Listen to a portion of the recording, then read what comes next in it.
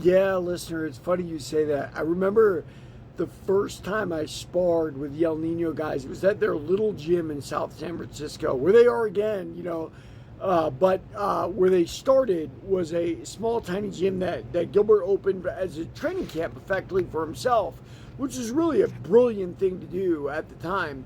I'm cutting through all of Gilbert's underlings, right? Like Jake and Gil would get me, they'd wait for me to kick, and then they'd do their single leg or double leg or whatever it was to take me down.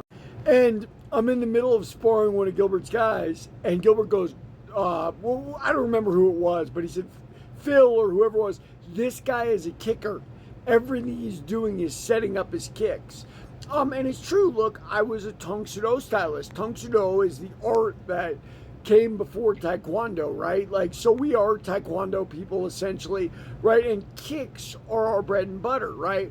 And I think we've seen in MMA recently, like, there's that new girl, her name is Silva, that fights out of a Taekwondo type of stance, right? And with that, the Taekwondo type of movement to go with the kicks, of course.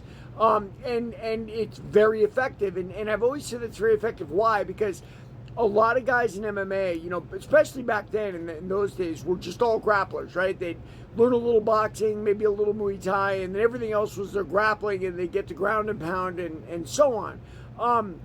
So the movement of Taekwondo and the kicks of Taekwondo were an absolute mystery to them, so it came as a shock, obviously, right? Like when they first saw it.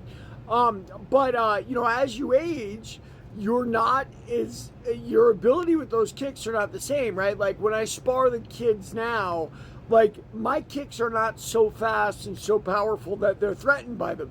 If anything, they see them coming, right? Like, so they brace for them, and it's no big deal, and my movement isn't as tricky, and that's all about adapting to your body as you get older and recognizing what you can still do and what you can't still do.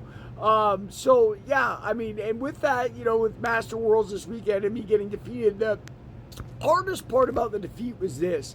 I always said, like, good luck for a guy over 50 beating me up, right?